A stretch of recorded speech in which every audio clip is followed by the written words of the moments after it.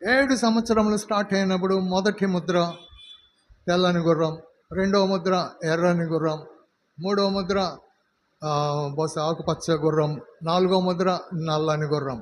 అయితే దేవుని ప్రణాళిక వేరు. అది దీని అర్థం. దేవుడు లోకమునెంతో ప్రేమించాను కనుక ఇది మనకు అర్థం అవ్వవలను, లేకపోతే మనము మోసపోతాం.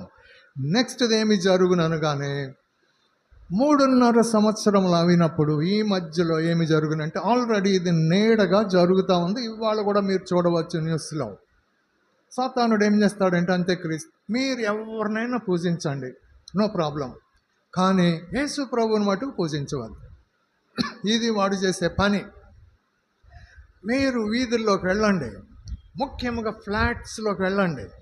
ఫ్లాట్స్లో వాళ్ళు ఏం చేస్తారు, ఏదో ఒక పూజకి డబ్బులు వస్తూ ఉంటారు. డబ్బులు ఇవ్వండి, ఈ పూజ చేయాలి, ఆ పూజ చేయాలి. కనుక వాళ్ళు చేస్తున్న పని ఏమిటో చూడండి. హై రైజ్ బిల్డింగ్స్లో చూడండి మీరు. కనుక ఇది మీకు అర్థమవుతూ ఉంటుంది. ఎందుకు చెప్తున్నానంటే ఇది మనం ఇట్లాగ కూర్చుంటే మనకి ఏం అర్థం కాదు. కనుక మనం బైబిల్ చదవలేను, అప్పుడు అర్థమవును. ఇతను ఇక్కడ వరకు వస్తాడు, 3.5 సంవత్సరముల వరకు. మీరు ఏ దేవుడినైనా పూజ చేయండి, కానీ యేసు ప్రభువుని పూజ చేయాలి. కానీ దేవుడు ఏం చెప్తున్నాడు, నేను తప్ప వేరే దేవుడు నీకు ఉండకూడదు. కనుక వాడు అది అటాక్ చేస్తూ ఉన్నాడు. కనుక మన బిడ్డలకు జాగ్రత్తగా నేర్పించగలను. ఎందుకంటే ముందుకు టైం లేదు, మన ఇష్టం వచ్చినట్టుగా జీవిస్తే కూడా కుదరదు. నెక్స్ట్ ఏం చేస్తాడు, వాడు అట్లా చేసి చేసి చేసి ప్రకటన గ్రంథం 17వ అధ్యాయంలో మనకు తెలుసు ఆ వేసి అంటే ఆమె. కనుక వేసి అనగానే మీరు ఏదో లేడీ అనుకుంటారు, కాదు, లేడీ కాదు. వాడు చేసే ఈ యొక్క దేవతలన్నీ కూడా మనుషుల మీద ఉంటవి. ఆ మనుషులే వాటిని చీల్చివేస్తారు. వాడు 3.5 సంవత్సరం అయిన తర్వాత అవన్నీ ఆఫ్ చేయండి, నేనే దేవుడిని, నేను తప్ప వేరే దేవుడు మీకు లేడు అని వాడు వచ్చి ఆ టెంపుల్లో కూర్చుంటాడు. టెంపుల్లో ఎక్కడ కూర్చుంటాడు, అతి పరిశుద్ధ స్థలంలో కూర్చుంటాడు. కూర్చున్న తర్వాత 1 సెకండ్ అవ్వచ్చు, 1 నిమిషం అవ్వచ్చు, 1 వారం అవ్వచ్చు, ఎంతైనా అవ్వచ్చు, 1 దినం అవ్వచ్చు, వారం కూడా ఉండదు. తక్కువ టైంలోనే మనము ఇక్కడ ఉంటాము, సంఘము టక్కని వెళ్ళిపోతారు. కనుక యేసు ప్రభు మేఘముల మీదకు మట్టికి వస్తాడు, భూమి మీదకి రాడు. కనుక మనం వెళ్ళిపోతాం. అక్కడ సదాకాలం, అది పెండ్లి అనేది. అక్కడ మనకు జడ్జిమెంట్ ఉంటుంది. ఆ జడ్జిమెంట్లో ఎవరు నరకానికి వెళ్ళరు. అందరికీ రివార్డ్స్ కొరకు మనం ఏం పని చేసామో దానికి జడ్జిమెంట్ ఇది. నెక్స్ట్ ఏమవుతుంది, కొంతకాలం అయిన తర్వాత ఈ 3.5 సంవత్సరములు అయిపోతుంది భూమి మీద. ఆయనతో పాటు మనం క్రిందకు వస్తాము. వచ్చినప్పుడు వీడు భూలోకంలో ఉన్న దేశములన్నిటినీ యెరూషలేము మీదకు తీసుకొస్తాడు. తీసుకొచ్చినప్పుడు మనం వస్తాము తెల్లని గుర్రములతో. వీళ్ళందరూ యెరూషలేము చుట్టూ ఉంటారు. వాళ్ళను ఆయన ఒక త్రొక్కుతాడు. అది బైబిల్లో వ్రాయబడి ఉంది. ఆ మనుషుల యొక్క రక్తము 180 మైళ్ళు గుర్రము యొక్క కళ్ళము, అంటే గుర్రము యొక్క మూతి వరకు, అంత హైట్లో 180 మైళ్ళు అనగా 300 కిలోమీటర్లు సుమారుగా, అంత దూరం నదిలాగా ప్రవహిస్తుంది మనుషుల రక్తం. వీళ్ళందరూ ఇశ్రాయేలీల మీదకి వస్తారు. అప్పుడు 1,44,000 మంది నొసళ్ళ మీద గుర్తుపెట్టబడిన వారు, వాళ్ళల్లో మట్టుకు వాళ్ళు రక్షింపబడతారు. మిగిలిన ఇశ్రాయేలీలు 2/3 వంతు కత్తి చేత హతము చేయబడతారు. వాళ్ళు దేవుని నమ్ముకొనరు. 1/3 వంతు మట్టుగా రక్షింపబడతారు. కనుక ఈ మధ్యలో రక్షణ పొందేది మనుషులు ఇశ్రాయేలీలు. శేషించిన ఇశ్రాయేలీలు అందరూ రక్షింపబడతారు. కనుక ఈ మధ్యలో మనం ఉంటాము. మనలను అంత్యక్రీస్తు విపరీతంగా హింసిస్తాడు. ఇంత కాదు, అంటే సంఘం ఎత్తబడిపోతుంది, నో డౌట్. కానీ ఎట్లా ఎత్తబడుతుంది అని, అక్కడ మనుషులు చనిపోతారు, ఇక్కడ చనిపోతారు, అక్కడ మీరు ఊహించలేని విధముగా క్రైస్తవులకు శ్రమ వస్తుంది. మీరు చెప్పుకోవాలంటే అది 5వ ముద్ర విప్పబడినప్పుడు 6వ అధ్యాయంలో ఉంటుంది. అది జరుగును. కనుక ఎవరు వెళ్తున్నారు, ఎవరు ఉంటున్నారు కాదు, చనిపోయిన వాళ్ళు వెళ్ళిపోతారు దేవుని దగ్గరికి. కనుక ఇది జరుగును. ఎప్పుడైతే ఇది అర్థమగునో మనము జీవించినది ఆయన, చనిపోయినది ఆయన వచ్చినది, ఈ మధ్యలో ఉండవలేను. కనుక అయితే ఏం చేయమంటారు, మా చదువులు ఆఫ్ చేయమంటారా, మా పనులన్నీ ఆఫ్ చేయమంటారా? కాదు, ఎక్కడ వాళ్ళు అక్కడ ఉండవలేను. అన్నిటిలో నమ్మకముగా పని చేయవలను. మన పని ఏది ఆపటానికి లేదు, మన పని చేస్తూనే ఉండవలను గమనముతో.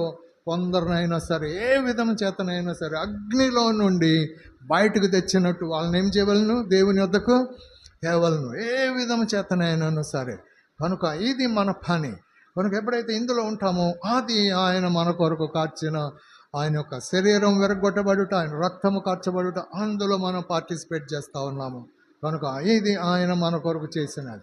కనుక ఇప్పుడు నాతో పాటు చెప్పండి, ఈ మాటలు కండ్లు మూసుకొని, యేసు ప్రభువా, మీ మాటలు శ్రేష్టమైనవి, మిమ్మలను మహిమపరచుటకు మేమందరమును ఇష్టపడుచున్నాం.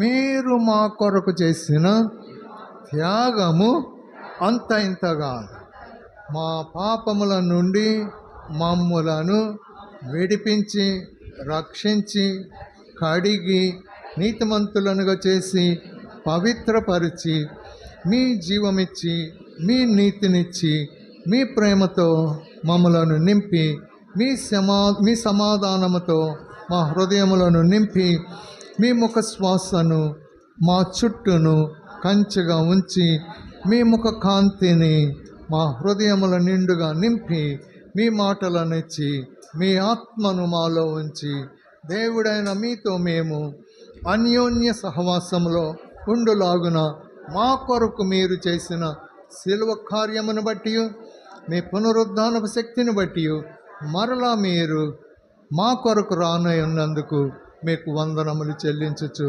ఇప్పుడు మీరు మా కొరకు చేసినటువంటి ఈ శిలువ కార్యములో మేము పాలు పొందుచున్నాము ప్రభువా. కనుక మమ్మలను మీ కృపకు అప్పగించుచున్నాము. మీ కృపలో మమ్మలను ఒక్కొక్కరిని భద్రపరచమని యేసు ప్రభు పేరిట ప్రార్థించుచున్నాము తండ్రి, ఆమేన్. మరలా 26వ వచనము అందరం ఒకసారి చదివి ఇందులో పార్టిసిపేట్ చేద్దాము. ఓకే. మీరు ఈ రొట్టెను తిని, ఓకే అందరం చదువుతాం. మీరు ఈ రొట్టెను తిని ఈ పాత్రలోనిది త్రాగునప్పుడెల్లా ప్రభు వచ్చు వరకు ఆయన మరణమును ప్రచురించుదురు. ప్రభు వచ్చు వరకు ఆయన మరణం. కనుక మనం జీవించేది రెండిటి మధ్యలోనే. కనుక ఆయన నన్ను ప్రేమించాడు, కనుక ఆయన వచ్చే వరకు నేను నమ్మకంగా ఉండవాలని అది మనము ఒప్పుకున్నాం. ఒప్పుకోలు అందరి ముందు దేవుడు చూస్తున్నాడు. కనుక మన మాటను మనము నిలబెట్టుకొనుటకు మీరు పరీక్షించుకొని చేసుకొనవచ్చు. సంఘంలో కామన్గా మనం కలిసి చేసేది కూడా చేయవచ్చు. దీనివలన మనకు చాలా మేలు ఉన్నది. మనకు గొప్ప శక్తి వస్తుంది. రియల్గా మన దేహం కూడా మేలు పొందుతుంది. మనకు ఆరోగ్యము బలము నిజంగా ఉంటుంది. కనుక మనం అందులో పెరగవాలని. ఓకే, ప్రార్థించుకుందాము. మహాగణుడు అయిన తండ్రి, మిక్కిలి దయగలిగిన రక్షక, మీ ఘనమైన నామమును బట్టి మీకు వందనములు ప్రభువా. మీరు మమ్మలను ప్రేమించుచు మీ పరిశుద్ధ రక్తముతో మమ్మలను కొని మమ్మలను ప్రభువా ఎరుగననక మా పాపమును మీ మీద వేసుకొని మీరు నోరు తెరవకుండా ప్రభువా, ఇదిగో క్రిస్టఫర్ ఈ పాపం చేశాడు, అతని కోసం నీవు నిలబడుచున్నావా అని అనగానే మీరు మౌనముగా ఉండి నిలబడినారు. సంపూర్తిగా నన్ను రక్షించుటకు, నిత్య నాశనము నుండి నన్ను విడుదల చేసి శత్రువైన సాతాను యొక్క చేతి నుండి నన్ను విమోచించి మీ బలమైన చేతితో నన్ను ప్రభువా బయటకు లాగి ప్రభువా మరణము నుండి నన్ను విడిపించి దేవుని నిత్య జీవమును నాకు ఉచితముగా ఇచ్చి దేవుని ప్రేమ కుమారుడైన పునరుద్ధానుడైన యేసు ప్రభు యొక్క సహవాసమునకు మమ్మలను పిలిచి మేము ప్రభుతో ప్రభువా సహవాసములో ఉండులాగున మమ్మలను మీ కృపలో భద్రపరచుచున్నందుకు వందనములు ప్రభువా. లోకము బహుగా చెడిపోయి ఉన్నదని చెప్పుట కంటే మీరు మమ్మలను బాగు చేయగలరు అని చెప్పుట యుక్తమని, మీరు మమ్మలను బాగు చేయగలరు అని తెలియజేయుచున్నాం. కనుక మేము, మా బిడ్డలు, మా సంఘస్థులు, వారు ఎవరైనాను, హిందూస్, ముస్లిమ్స్, నాస్తికులు, క్రిస్టియన్స్, ప్రభువా ఎవరైనాను సరే ప్రతి ఒక్కరిని మీరు బాగు చేయగలరు. కనుక ప్రభువా, మేము మీ యొక్క వెలుగును, మీ జీవమును ఇతరులోనికి ప్రవేశపెట్టులాగున మాలో మీరు జీవించవలనని కోరుచున్నాం. మోషే వలె, అహరోను వలె, మరియు మిరియాము వలె, మరియు ప్రభువా పేతురు వలె, పౌలు వలె, యోహాను వలె, యాకోబు వలె, ప్రభువా మరి ఆంద్రే వలె మీ యొక్క కృపను బట్టి ప్రభువా మేము జీవించగోరుచున్నాము. మేరీ వలె, ఎలిజబెత్ వలె, మరియు ఎస్తేర్ వలె ప్రభువా మిమ్మలను ఘనపరచు బిడ్డలుగా ఈ సంఘము నుండి లేవనెత్తండి. మీ బిడ్డలు ప్రభువా మిమ్మలను ప్రభువా ప్రేమించి సత్యమును అనుసరించి నడుచుతున్నారన్న సంతోష ధ్వని కంటే ఎక్కువైన భాగ్యం మేము వినుటకు లేదు. కనుక మీ కృపను బట్టి మమ్మలను, మా బిడ్డలను, మీరు మాకు ఇచ్చిన ప్రతి మనిషిని వారి వారి కుటుంబంలో లెక్క చొప్పున మీ పాదముల యొద్ద పెట్టుచున్నాం. ఇప్పుడు మీరు మా కొరకు చేసినటువంటి ఆ శిలువ కార్యమును మేము జ్ఞాపకం ఉంచుకొని మీ యొక్క ప్రభు యొక్క శరీరమును తిని ప్రభు యొక్క రక్తమును త్రాగి మాలో మేము దేవుని జీవమును కలిగిన వారిముగా ఉండగోరుచున్నాం. కనుక ఈ ఆపర్చునిటీ మాకు ఇచ్చినందుకు మీకు వందనములు చెల్లించచ్చు. ఈ దినమున మిమ్మలను తమ ప్రభువుగా రక్షకునిగా అంగీకరించి ఆల్రెడీ మరి నీటి బాప్టిజంనకు ఒప్పుకొని నీతి యావత్తు జరుగునట్లుగా ప్రభు వారు మీకు లోబడిన విధానం అంతటికే వందనము. పరలోకము నుండి మీరును భూలోకంలో మేమును ప్రభు దేవుని బిడ్డలైన మీ యొక్క బిడ్డలందరినీ సంతోషించుచుండగా అందులో మేమందరమును సంతోషించి ఉల్లసించుచున్నాం. మీ కృపకు మమ్మలను అప్పగించుకొని ఇప్పుడు ఇందులో మేము పార్టిసిపేట్ చేయుచుండగా మీ దయలో మమ్మలను ఒక్కొక్కరిని జ్ఞాపకం ఉంచుకోనమని యేసు ప్రభు పేరిట ప్రార్థించుచున్నాం తండ్రి. ఆమేన్.